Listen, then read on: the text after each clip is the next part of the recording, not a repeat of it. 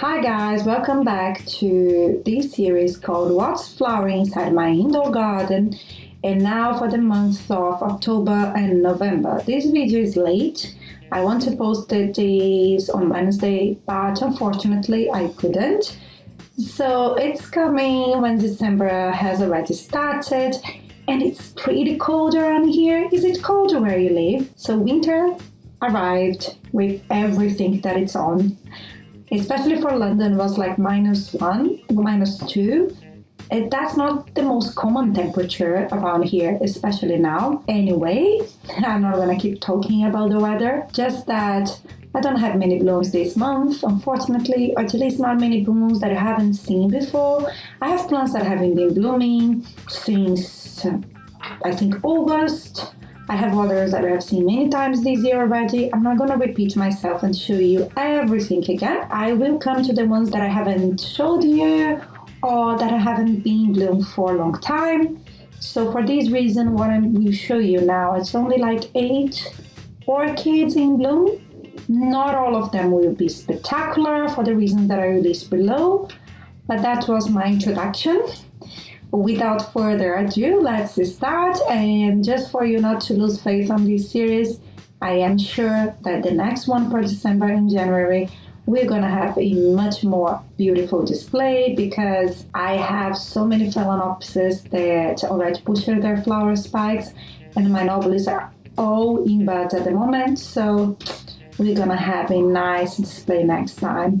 But for this one, let's start with one plant that I like so very much. It's my Paphiopedilum Mrs. White. I think I showed you in one of my latest videos. This one is a hybrid and push out these gorgeous, large, white flowers. And I don't know, there is something so elegant about Paphiopedilum and sleeper orchids in general. I really like Paphiopedilums, especially the ones with big flowers and mottled leaves. This one has a little bit of mottling on its leaves. It's not like as strong in terms of contrast like my other Paphiopedilums, but the leaves are a little bit mottled. And on top of that, the flowers. For me, the highlight of this orchid is definitely the flowers. She's beautiful. Look at her. Honestly, and at this time when I filmed, the other bud hasn't opened yet, so I will have 2 big, white and fluffy flowers very soon. And on top of that, this plant is very easy to look after. It shouldn't be expensive, and also the flowers last for a long time, and I'm sure if you give it the proper care, it will bloom for you every year. You're not gonna have to wait forever like most Paphiopedilums. So if you find it available in your area and you like Paphiopedilums, this is the one that I would suggest you buy because I don't think you will regret it. By the way, it has no fragrance whatsoever. Most of the Paphiopedilums, they don't, just to let you know. And let's go to the next one. The next one is not the most beautiful flower. It's my Dendrobium Sanuk Thailand Black. That's another hybrid. It's the type of Sanuk hybrids. We call them Dendrobium Phalaenopsis because of the type of Dendrobiums that we are talking about. They are Dendrobiums that like to grow in hotter areas, and they are pretty resilient. They don't need a cool down in temperature. And they are pretty affordable, and you can find them in supermarkets, garden centers. Not as available as the Nobilis, but they are quite popular as well.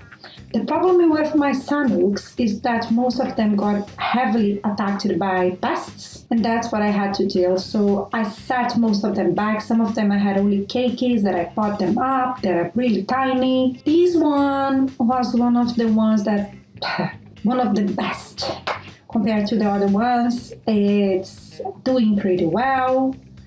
I mean, not exactly amazingly well, but compared to the other ones, this one is a mature one. I don't think I'm offering the bright light that it needs to grow properly, and I should change it from its position at the moment where the shelving that I placed it in. I think it's not happening there, and as a result, since I had to repot it, It lost many canes. The leaves are not completely healthy yet. Push out a flower spike. That's not the most beautiful flower spike that you have ever seen in a sunnook, but I want to show you. It's been a while since this one bloomed, and I'm so happy that at least it managed to push out a flower spike and produce 3 flowers. They are red fading, and that they are not large. Anyway, it's not in its full potential. It can push out a larger flower spike, pushing out many more buds. And when it's at its full capacity, it's a beautiful plant. It's not how it is at the moment, but we'll get there. They are very resilient, that's for sure. And I'm sure I will have in the future at least 4 or 5 sunnooks or Dendrobium phalaenopsis. So I'll have some blooms to show you, but I need to wait for my cakes to grow and for them to recover. Let's go to the next one. So coming to the Vandaceous type orchid, I have here my Pereira Bangkok Sunset crossed with my Remanthera Storier, and I've already showed you this one in my highlight video this week because I am so in love. I've been waiting for this one to bloom for a long time. So when it finally did, it melted my heart and I was like, oh my gosh, look at this flower spike. These super orange blooms, almost red when you look from the distance. And it has this super stripe lip that's more towards the pink color and it produces so many blooms. What I can say is it takes up the same care as all vandas that I have actually. I placed it in a window that received super bright light. It is potted in clay pot and has a lot of bark inside the pot. And I need to take it to my bath and shower it pretty well in order to wet the roots, and I have to fertilize it well as well because most vandas and Vandaceous orchids, they are high fillers. If you follow these rules, I think you should be okay with that. The advantage is that it's much smaller than most big vandas. So if you don't have space for big vandas, I get you. I don't. I live in a flat. So this one can be a space saver if we compare to big vandas, but it's also a large orchid as a side note. But it's beautiful, gorgeous. I would have the Bangkok Sunset easily. Apparently it is fragrant. It's not the case of this one. And since I have already produced a whole video about it, I'm gonna stop talking now. I'll leave you with the beautiful blooms. And let's go to the next orchid. The next orchid is not the most positive one again. I have a few notes this time. This one is my Wrinkle Stylus Gigantea. It's an orchid that's super dear to me. This one I found in a garden center here in London. Believe it or not, I didn't buy in an orchid nursery. It's possible to find Wrinkle Stylus around. Keep your eyes peeled.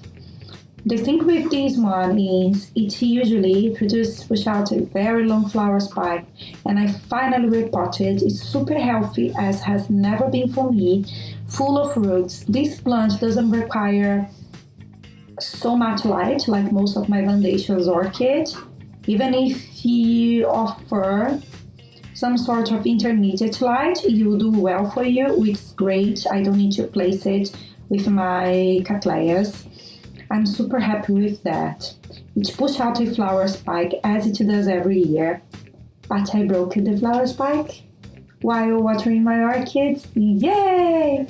Has this ever happened to you? Let me know down below. Anyway, yeah, it is broken, so it has these tiny flower spikes with only a few flowers. But I want to show you the difference between this one and the previous one. I mean, everything is different. But this one is fragrant. It has, I don't know, this is strange fragrance. Not for me, but it has some sort of fragrance. It won't kick you out of the room. You need to sniff into the flowers to feel it, but it is. And on top of that, if you want to have more Wrinkle Stylus Gigantea, you can find in many colors as well. I only have one because these orchids, they can be wild in terms of length. And I'm struggling with space at the moment. But it's a joy to grow, super easy, and in terms of light, it's much more flexible than most of my vandas. So I love this plant so much. Let's go to the next one. And now we're coming to the end of the video. Told you it would be a short one. And I have 3 Phalaenopsis to talk to you about. And let's start.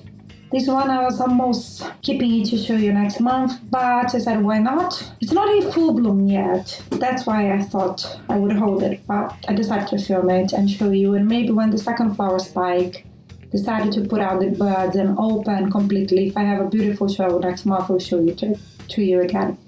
This one is my Phalaenopsis odorian. That's probably a commercial name. It's a complex hybrid, one of these that is perfumey, has a beautiful fragrance, and you can find in supermarkets. I have these for a while now, I think for like 3 years. I have many of these hybrids with mottled leaves and fragrant flowers. They all have some specific names, but this one is usually the first one to bloom for me. I don't know why. It's the first one to react to drop in temperature, so it starts pushing out a flower spike, I think. In the end of September, I already had a flower spike in there. I had a pretty chill summer. August wasn't a hot month at all. So I think that's why some of my Phalaenopsis understood that were their time to start pushing out flower spikes. It's very confusing at the moment. I have my Barrina is still in bloom, and I have a lot of complex hybrids blooming as well. So sorry about all the blabbing, but this one is in bloom. It was the first Phalaenopsis to open its flowers this winter. It's a beautiful one. I love the pink speckles on the petals and sepals. For me, it looks like it was painted, was a watercolor sort of painting, and I really, really like it. I like the tone of pink. I like the fragrance. It's the kind of super floral fragrance, and it's one of my favorite hybrids, so super glad that's in bloom, and it's pushing out a new flower spike, so we may have a beautiful show next month. Talking about hybrids, I have this one. I don't know its commercial name. If you know, let me know down below. It's a common one. It's a small Phalaenopsis that has white flowers and a super dark pink center lip, and I had, I think, a larger version of this one before and I lost it. This time I decided to buy in a supermarket locally. I haven't grown this plant yet, repotted and everything. It is with me for a month now. It's pushing more and more flower spikes, but I want to show you. It's one of these multifloral Phalaenopsis. That's so gorgeous, especially with the contrast. Even if it's a super common one, it's not a massive plant. It will grow, I think, until a medium size. Can keep everywhere, and if you take good care of it, it will reward you, I am sure, with more and more blooms. So I just want to show you, because I'm happy with my acquired new Phalaenopsis as well. Since I didn't have many blooms this month, I think it was an opportunity to show you this beauty. And to conclude this video with another highlight that I have. I had 2 plants that I was so happy to see in bloom. One was the first Vandaceous that I showed you, and I recorded a whole video about it. And the second one is this Phalaenopsis. It is my Phalaenopsis German Vincent variety blue crossed with Phalaenopsis Dragon Tree Eagle Pink Star. I have this plant since beginning of 2021, so in February is going to be 3 years. I got it in a nursery here in the UK. During the pandemic, they had an open day when the pandemic, we had anyway, that we could visit some places, and I went there and I bought some plants. That's about how I think thrips came into my collection for the first time. Great experience. But the thing about this plant is, it is a beautiful complex hybrid Phalaenopsis. It's more like a polychylous type. You can see the leaves are waxy and also has a short flower spike. But this plant has been struggling for a long time. It got attacked. It has some pests on the mix. I had to report it. It got attacked by thrips. It got attacked by scales. I think some plants, they get weak more attacked they are by pests. I think it's like us. Our immune system gets sometimes weaker with time, or when we get one disease, we're gonna get another one. Plants react the same. I think the same way that we do, and some of them are more sensitive to disease. So this one was definitely the case. Was I had to keep on top of cleaning and looking after it for a long time. So I was setting it back. It survived. So that's a good point. And decided to push out a flower spike, producing buds only in the end of September, I think. So October, I finally had the first bloom, the first time I saw this plant in bloom. Just to let you know, I bought it as a mature plant, okay? So it should have bloomed before. And it is a gorgeous plant. Can you see? I love the fact that when you look at it, it has, when the flower first opened, looked like more green than yellow, but now I think it looks more yellow than green. It's like these contrasts of green and pink, but it's the way that the colors are spread around the flower, and it's so nice. I think it looks like a piece of art in itself. And on top of that, it has a nice fragrance. I think it's too strong for me, and I prefer my Violacea hybrids and my Barrina than this one specifically, because this one has a hint of something that I don't know how to describe. That's not up to my taste. For me, it's too strong, but if you adore fragrances, I think you will probably enjoy this one. I am very picky with fragrance. I don't enjoy a fragrance, and I can get sick pretty easily. So that's not, for me, it's not the highlight of the plant, but the flower is, the way the colors are spread around the flower. And it's so beautiful, so beautiful. I'm in love with it, and I'm so glad it survived and I was able to push out this beautiful flower. Hopefully I have more blooms next year. I don't think it will bloom again because winter finally arrived here, so it's being very cold. I think my polychilos, they are all stopped pushing flowers now, but I think they will be back next spring or next summer. So hopefully we'll see more of these blooms, and then maybe next year we're gonna have a more beautiful display. But I wanna end this video on a happy note to show you one of the plants that I saved and that I kept in my collection. It is so nice and so rewarding to see that when this happens. Before I let you go, I need to show you one more plant that I completely forgot while recording this video. That is my Talumnigyra Farm Yellow. I showed you this one in a previous video, but because it is very dehydrated and it is in need of some sort of care, specific care to be able to survive, I needed to remove the flower spike. But while it was in bloom, I managed to film it for you. So as you can see, the leaves are very dehydrated, but the blooms are so gorgeous. It was the first time that it bloomed. It was a single fund, so I am sure it is capable of much more than that. But while I had only this flower spike, I enjoyed it very, very much, especially these